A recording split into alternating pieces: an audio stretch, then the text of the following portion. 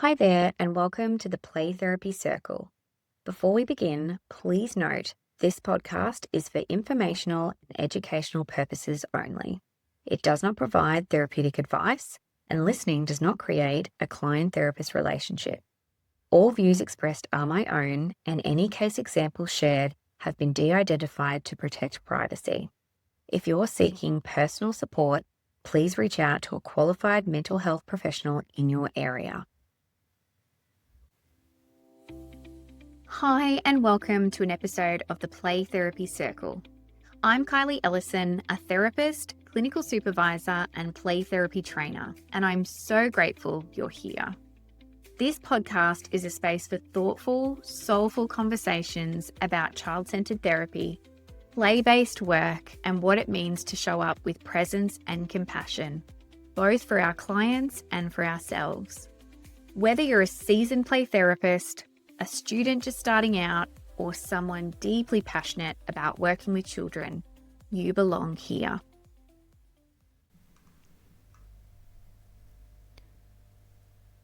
Hi everyone, welcome back to the Play Therapy Circle podcast.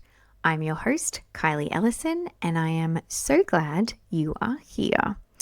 I am doing a topic tonight on self-care. And for those of you who have been listening for a little while, you would know that I'm not a big fan of using that word, and I haven't really found an alternative yet because I think it can sometimes be used too much or used in a way that's not necessarily relevant for everyone.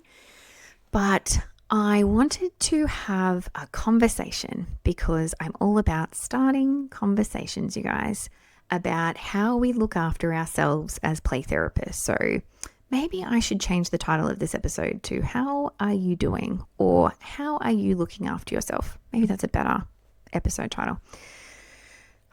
And this episode is the definition of like the opposite of self-care, you guys, because I'm recording this on a Monday night at like 8 p.m. at night. Like truly at the end of a very busy Monday. So yeah, I'm still working on it, which I think is probably not a bad headspace to be in to have this conversation and to talk about this topic. I really actually want this to be a very honest, congruent, authentic conversation about how are you doing? Because if you are not great, you are not alone.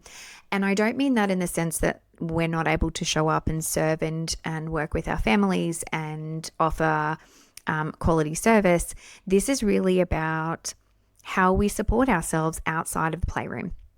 What are the ways that we look after ourselves, and how can that certainly slip by the wayside, really? And it very easily can.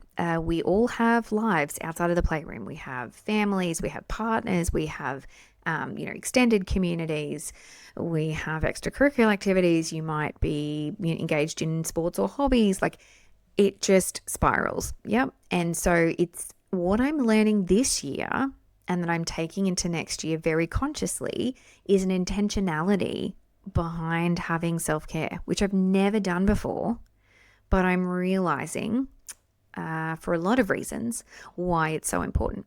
So I think that the first thing that I often speak to supervisees about that comes up in clinical supervision is how they're feeling. And that's very important. That's an important component of clinical supervision is self-care.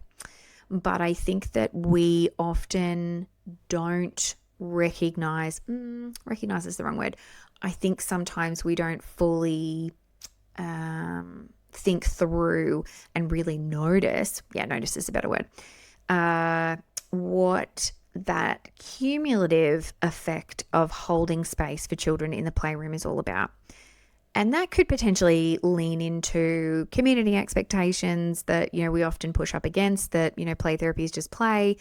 And we can forget how deeply attuned we are in the playroom, the level of content that we hold space for, the emotions we hold space for.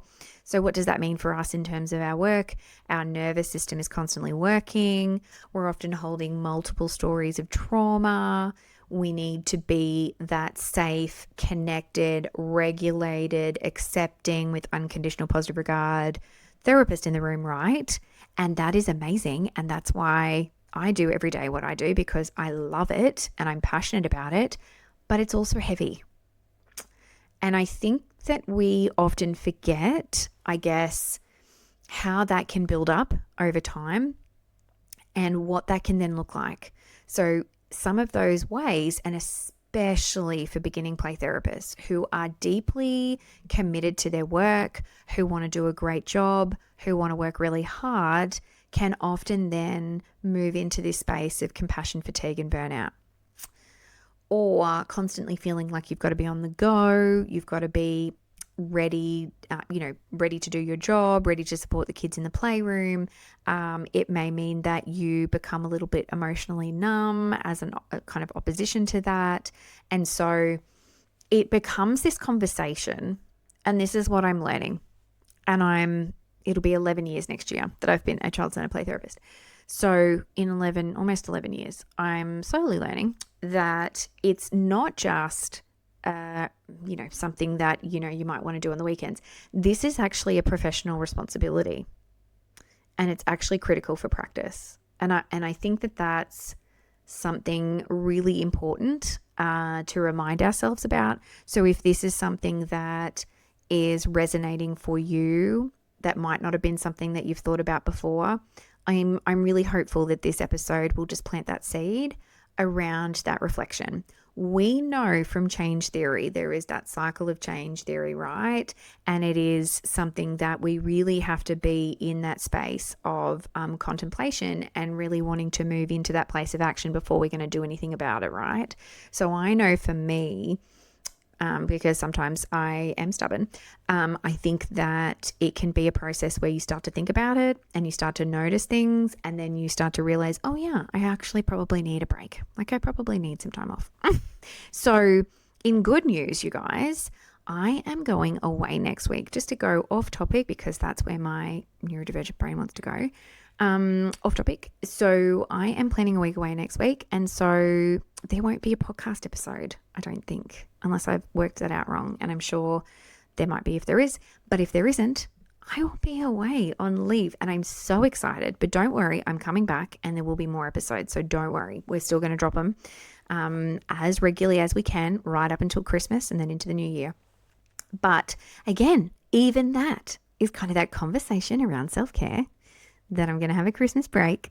So I probably will record some extra episodes in advance to make sure I've got kind of a catalogue so I can have a break, because it's actually important and it's really helpful for us as practitioners. So I don't know about you guys, but those of you working in private practice, and I guess I can talk to the Australian, kind of market in that space. Oftentimes, and I can again only talk to my state and my local area, but oftentimes many of the services will be either skeleton staff or will actually close over the Christmas New Year period. So it depends on where our public holidays in Australia fall. So sometimes people might take a couple of weeks. They might take just over a week and a half. We are going to take 3 weeks this year, which is just exceptional. So I can't wait. And I think that it really is that you want to put those systems in place before you experience some of those things like burnout or compassion fatigue. So I want to talk a little bit about those pillars of self-care and sustainable self-care that help us to be able to maintain our work. I think we're all incredibly dedicated and passionate about our work, but that will only take us so far before we start to get a little bit tired and a little bit fatigued. So what are some of the things that we can do from a first pillar of professional self-care that might be really useful? So when it comes to caseloads, knowing your boundaries, like what can you do in a day? So I feel like the standard in Australia varies as well. So I don't want to give like an absolute number, and I never want to do that anyway, because I'm kind of Rogerian to my core in that way. Don't like to give numbers. But I don't recommend doing back-to-back appointments without a lunch break. Hands up anyone who's been doing that. That's me. Yay. Don't do that. So well, actually, you have, freedom of choice. But look, it's one of those situations where if you are constantly doing back-to-back appointments all the time, every day, it's certainly not sustainable. So how can you manage your caseload to be workable and useful for you. And really, everyone's going to have a different kind of threshold. And some people are going to work better in the morning, some people in the afternoons. There's so many variables with this, you guys. But start to think a little bit about it, I think, is a good place to start if you work in private practice. Session spacing. So not having back-to-backs. Again, oh my God, I'm the one that's that person that has back-to-backs at the moment. Not ideal. Not ideal. Don't follow me. I think it's about how can you have breaks? How can you have a lunch break? How can we put some of those boundaries in place to help it and make it sustainable for you? Administrative boundaries. So again, making sure that you have things like turning off your work phone at 5 if you are not an on-call after hours service, having some of those limits in place to make sure that people contact you during business hours and what your response time looks like and all of those things. So I have an incredible supervisor who once said to me, if it's any more than 2 lines in an email, it's an appointment. And I love that. I truly, truly love that. So again, I don't have the time to reply to a big long email from a client where it could actually be better suited to book in a parent consult time. So having some of those administrative boundaries in place is a great, great tool. Regular, meaningful supervision. When I say that I absolutely adore and love my supervisor, I'm not even joking. She is incredible, and I have 2 actually. Sorry, I have I have 2 clinical supervisors, and both of them are incredible, incredible women who inspire me and support me and help me every day. So I love that.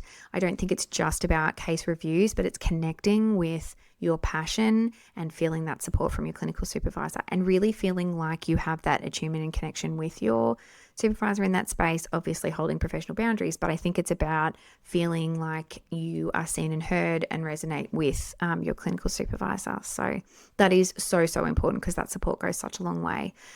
Knowing when to say no, I guess, to some of those timelines or deadlines with reports, things like that. There's lots of areas where this becomes a challenge that we work to hold boundaries. And I think it's a really delicate balance between wanting to serve our clients and do the best job possible and looking after ourselves at the same time. So it's a very tricky thing to navigate. Pillar number 2 is talking about emotional and nervous system care. So we know that we are on, that we are attuned, we are connected, we are emotionally available in the sessions to our clients to hear and see them. I hear you, I see you, I understand, and I care, as Gary Landreth would say. So what are we doing as play therapists to support our nervous system throughout the day in the playrooms? So a pre-session grounding might be something that you want to do. For me, and everyone's going to be different, you guys. For me, years ago, I had one of my teachers, aka one of my clients, teach me many years ago that it's very important to ground yourself in the playroom, that when you walk in the room, you take your shoes off. So that is like a entry to session ritual, which I love, love, love, love. And it literally grounds me into the room because I'm no longer wearing my shoes and the client is the same. And I can physically ground to my space. So that might be something you might like to do. There's so many different ways. I have a very fluffy rug, pink rug, always have. Love that about my room. And that is a very grounding tool for me in the playroom before, during, and after, because I can literally touch it, grab it, sit with the client on the floor, because I'm all about sitting on the ground with my clients to connect with them. And that really does help me a lot in the session. But there are certainly many different ways you can do it. 60 seconds of breathing, a stretch, a moment of stillness, help to center yourself before you go out into the waiting room and collect your client. Post-session processing as well. I really do like to write down notes afterwards. So at least if I can't type my case notes immediately, I've got those notes down on paper. I am a geriatric millennial. This is not a surprise to anyone. You guys have been listening for a while. You would know that. I am definitely of the older generations in my 40s. And I still need to write things down as a way to get things out of my head onto paper. I know that not everyone's like that now. I think, there's technology and stuff that actually helps a lot more people now. But if you need to write stuff down, great. To let that session go, to be able to put it out on paper and be able to reset for the next client. Certainly changing positions during the session as well. I talked about kind of my grounding with my rug. I do find that sometimes that if I kind of move, from cross-legged or, I just kind of move to a different space in the playroom, still supporting the child, that can just help me stay focused and grounded. And I guess kind of talking about with your supervisor, if you are feeling any of that emotional,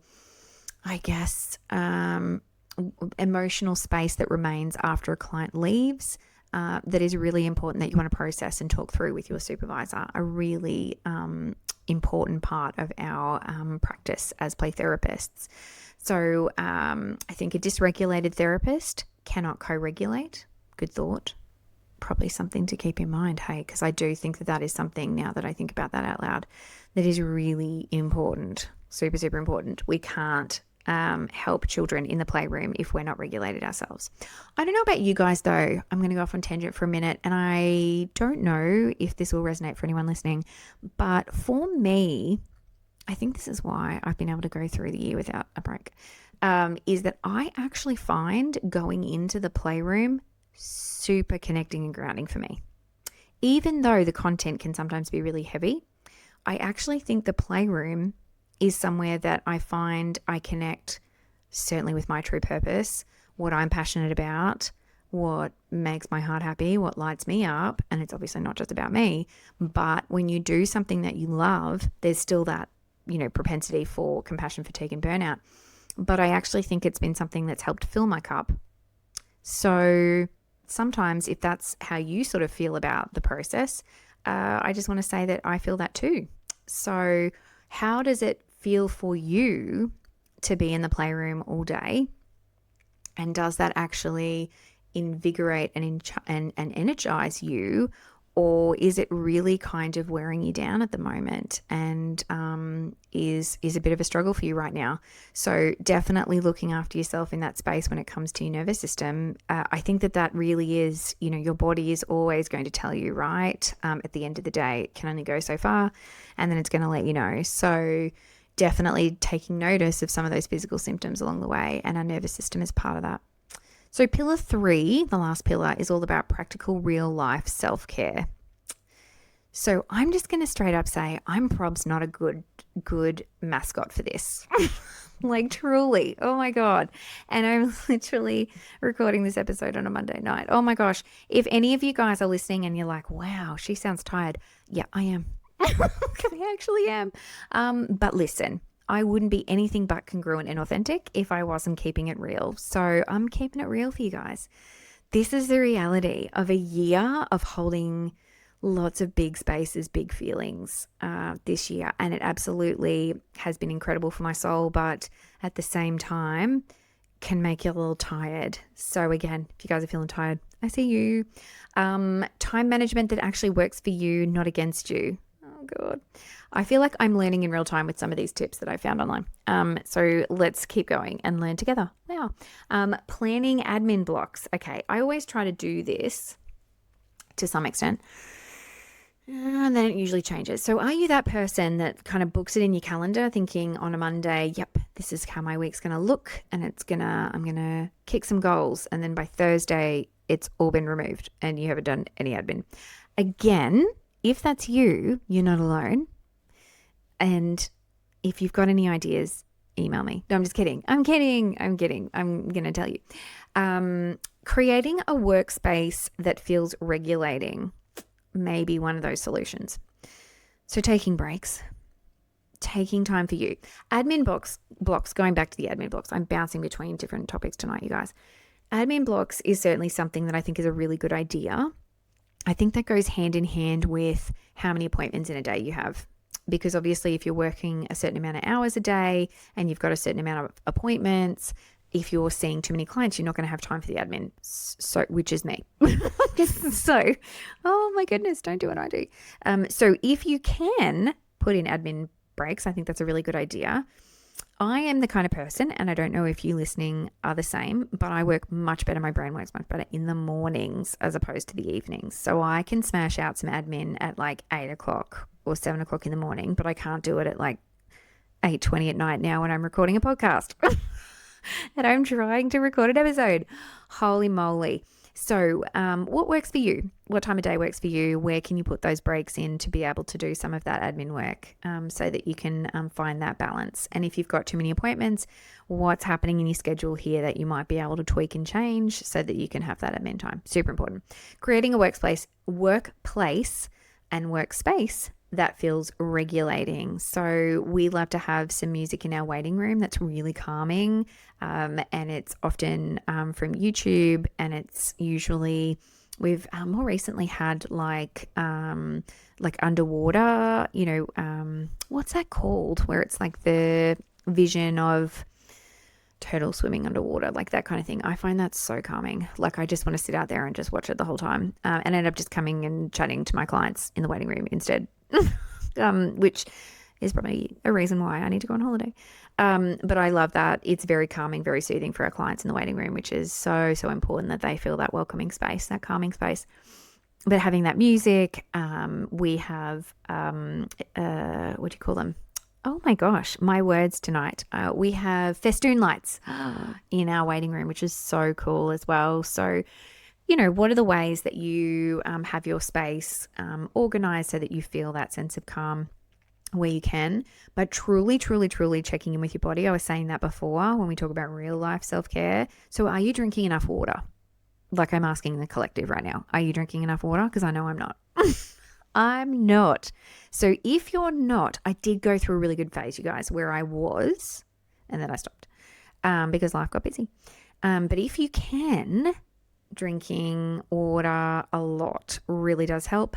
Eating food. I know it's groundbreaking, but eating food. I'm telling myself right now while I'm telling you guys, I'm going to eat my lunch tomorrow. I swear that's going to happen. And having breaks is really, really important.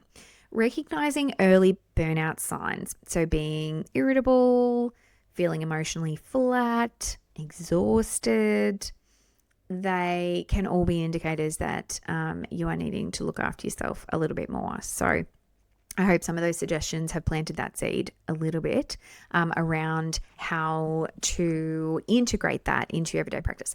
And I think that one of the things that I have learnt over time is that you can't do it all at once. So implementing just one thing. So literally, you guys, if more play therapist next week drink some water, I'll be happy because I think it's really important. Oh my gosh. And I find that when I get really dehydrated, that's when you start to feel tired, which I'm sure there's some science behind that. I'm sure that's not groundbreaking, but I think that's really an important reminder. So you can do like things where you buy that like water bottles, like have at Kmart here in Australia, where it's got like the different levels for like 2 liters of water. So you can actually drink it in the one day and, cheer yourself on when you're kind of getting to your goal. So there's ways to do it. And I'm talking to myself while I'm saying this, so that we can do this. Okay. So if you're listening and feeling tired like me, hi, I see you. We're all in this together. Like I am today. Here are some realistic things that we can do, you guys, and we're all going to commit to this together. Let's hold hands and agree that we're going to do this after listening to this episode, you guys, fully. So the 60-second restart, and even more reset. So having a little minute when you find yourself feeling a little bit overwhelmed. Maybe I should do this now. I'm just kidding. I'm definitely going to make sure I do that tomorrow because I've got a big day planned with appointments. I think if you can take a minute, and I like to do that breathing technique. I don't know if anyone does it, where you breathe in for 4, hold for 8, blow out for 6, I think. Oh, no, wait. If someone knows what it actually is, tell me, because breathe in for 4. Yeah, hold for 8. Maybe blow out for 8. That mindful breathing technique. If anyone knows it and can tell me, that would be amazing. But in any case, taking a minute to kind of take a breath and ground yourself before your next appointment after you hear this podcast. Please do it. It's absolutely essential. And I do actually find, all jokes aside, I find that very helpful. It does actually work for me. I just can't remember the numbers tonight because I'm tired. Okay, one fun thing each week to do. I'm not even kidding you guys. Like my whole mindset shifted when I realized I'm going on holidays next week. For reals. I know that there's kind of a light at the end of the tunnel. This is not the strategy that I'm suggesting, but I feel like if you know that it's not going to be kind of every week exactly the same like this with no break, when you actually feel like you have things to look forward to in that space that's going to recharge you, I find that helps me a great deal. But certainly one fun thing to do. So something that me and the kids have been doing recently that we really love is Sunday morning going out for breakfast as a family. And I never thought I'd be that person that does that because I'm usually so busy. But I really just decided that connection time with my kids. So putting the phones down, sitting together outside.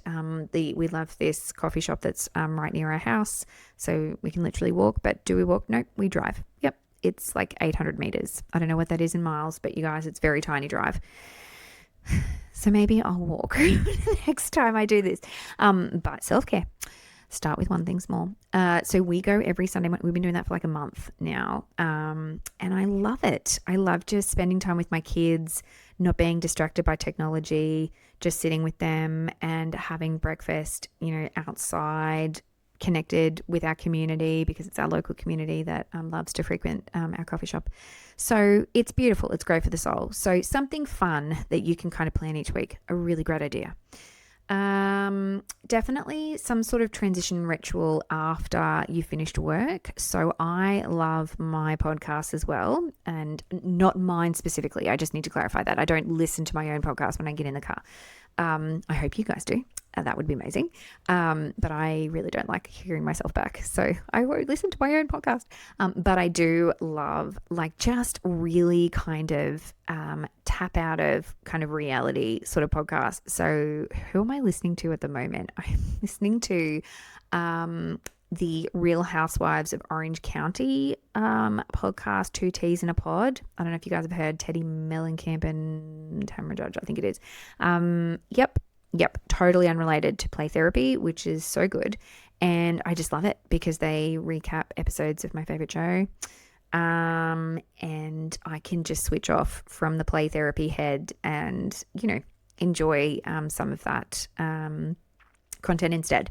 So what do you have that you can kind of do in the afternoon? Do you go for a walk? Are you that person? Do you exercise? I want to be like that in 2026. Maybe that's my New Year's resolution, that I'm going to walk next year. Oh man, baby steps. I need to do some form of exercise. But what kind of ritual do you have to leave the office at the end of the day? Weekly check-in with yourself. How are you doing?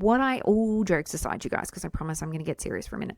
What I have noticed this year though, and it's been lots of different changes that I've made in my life, for lots of different reasons, that I am certainly taking life at a little bit of a slower pace. I know that contradicts the fact that I haven't had a holiday this year, but I am really noticing if I am finding it hard or just feeling a little bit run down. And so then I will slow things down, I guess, from a work perspective, if I've checked in with myself and I've noticed that I'm probably getting a little bit exhausted.